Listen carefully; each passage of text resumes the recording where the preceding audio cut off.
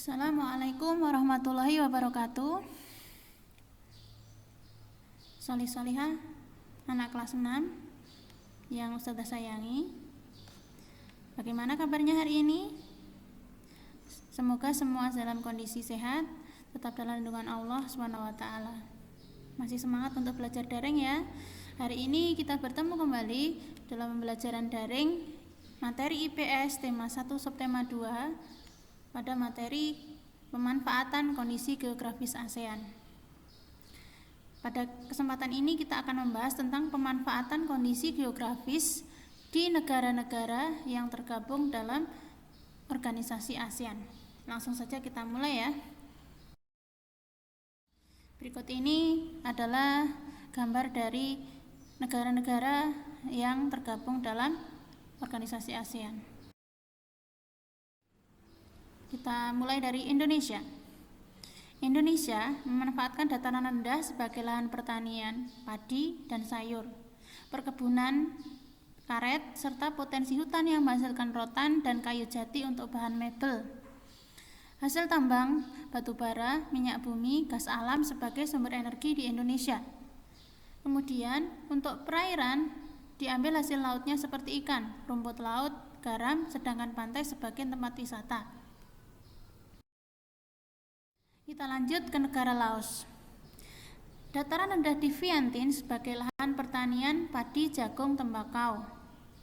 Untuk perairan, sumber perairan perikanan Laos terpusat di Sungai Mekong yang menghasilkan ikan karper dan ikan perch. Kita lanjut ke Singapura.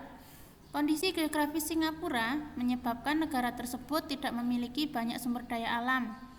Usaha pertanian dilakukan secara hidroponik. Akan tetapi, beberapa wilayah dimanfaatkan sebagai lahan peternakan unggas. Lanjut ke Thailand. Thailand dijuluki sebagai lumbung padi utama ASEAN karena hasil pertanian terbesar yang lahannya berada di sepanjang sungai Chao Phraya. Selain hasil pertanian, terdapat hasil tambang yaitu timah, timbel, seng, mangan. Sungai Mekong, Selat Malaka, dan Teluk Siam dimanfaatkan untuk penangkapan ikan.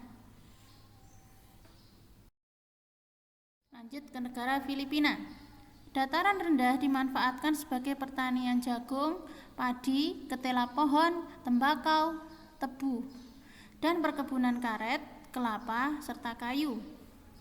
Wilayah Luzon dimanfaatkan sebagai penambangan emas. Lanjut ke negara Malaysia. Wilayah Malaysia sebagian besar adalah hutan yang luas yang menghasilkan kayu sebagai komoditi ekspor. Sepanjang pantai dari Perak hingga Negeri Sembilan dimanfaatkan sebagai lahan pertambangan minyak dan timah. Malaysia memiliki perkebunan luas yang menghasilkan karet dan menjadikan Malaysia penghasil karet terbesar di dunia. Lanjut ke negara Kamboja. Kamboja memiliki Danau Tonle Sap yang merupakan penghasil ikan tawar utama di ASEAN. Daerah di sekitar Sungai Mekong sangat subur, sehingga digunakan untuk pertanian padi, umbi-umbian, jagung, serta buncis.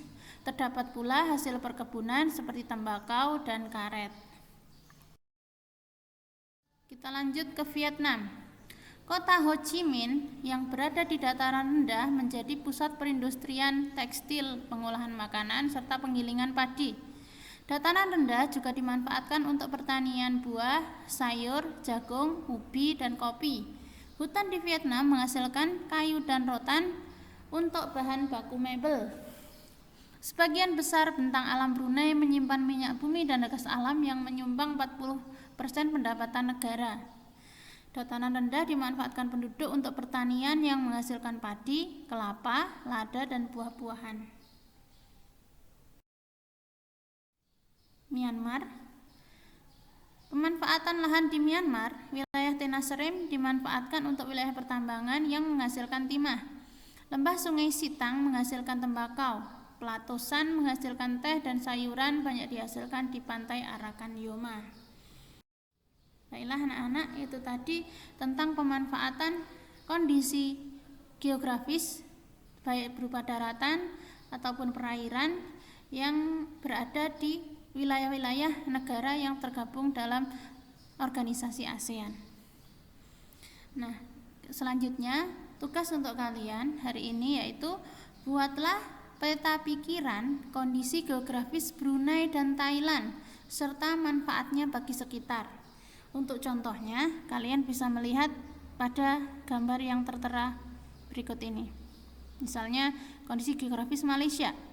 Untuk sepanjang pantai Perak hingga Negeri Sembilan dimanfaatkan untuk pertambangan. Perkebunannya menghasilkan karet terbesar di dunia. Wilayah lain tempat wisata. Perhutanan menghasilkan kayu dan rotan. Ini sebagai contohnya ya. Kalian buat peta pikiran seperti ini untuk negara Brunei dan Thailand.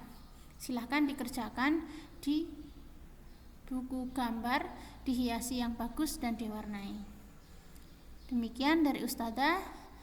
Semoga kalian tetap selamat, tetap semangat dalam melakukan pembelajaran daring. Tetap jaga kesehatannya, tetap patuhi protokol kesehatan, dan terus jaga imun dan iman. Perbanyak ibadah, perkuat iman kalian, dan rajin berdoa serta jaga ibadah kalian. Sekian dari Ustadzah, sampai jumpa di pertemuan selanjutnya. Wassalamualaikum warahmatullahi wabarakatuh.